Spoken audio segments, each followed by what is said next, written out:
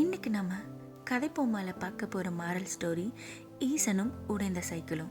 ஒரு சின்ன கிராமத்தில் ஈசன் ஒரு சின்ன பையன் இருந்தான். அவன் தினமும் 3 கிலோமீட்டர் கடந்து தான் தன்னுடைய பள்ளிக்கு போவான். அப்படி ஒரு நாள் பள்ளிக்கு போகும்போது அவனுடைய சைக்கிள் செயின் அறுந்து விழுது.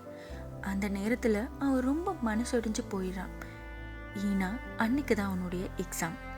அந்த நேரத்தில் ஒரு பெரியவர் அங்கே வந்தார். ஈசன் அவர்கிட்ட உதவி கேட்க ரொம்ப தயங்கினான்.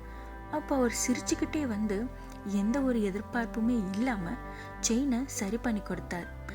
சரி பண்ணி கொடுத்துட்டு ஈசனை பார்த்து எப்பவும் மற்றவர்களுக்கு உதவி பண்ணணும்னு சொல்லிட்டு போயிட்டார். உடனே சந்தோஷமா ஈசனும் சைக்கிள் எடுத்துட்டு கிளம்பிட்டார். சில நாட்களுக்கு பிறகு அந்த பெரியவர் தன்னுடைய மெடிக்கல் பில்லை கட்டுறதுக்கு ரொம்ப கஷ்டப்பட்டுட்டு ஒரு ஹாஸ்பிட்டலில் நின்றுட்டு இருக்காரு. அப்போது அங்கே வேலை செய்கிற ஒருத்தர் அவருடைய கண்ணீரம் துடைக்கும்படியாக அவருக்கு பணம் கொடுத்து உதவி செய்கிறாரு. அப்போ அவருக்கு தெரியாது, அந்த பெரியவர் செய்த உதவி தான் அவருக்கு திரும்பவும் கிடைச்சிருக்கு. ஏன்னா அந்த உதவி செய்த நபர் தான் ஈசனுடைய அப்பா. இந்த ஸ்டோரியில் நம்ம கற்றுக்கிறது என்ன அப்படின்னா, நம்ம ஒருத்தருக்கு எந்த எதிர்பார்ப்பும் இல்லாமல் செய்கிற உதவி எந்த விதத்திலும் எப்படி ஆனாலும் நம்மளை வந்து சேரும். அதனால் எல்லாரும் எப்பவும் நல்லதே செய்யுங்க, உதவி செய்யுங்க. நன்றி.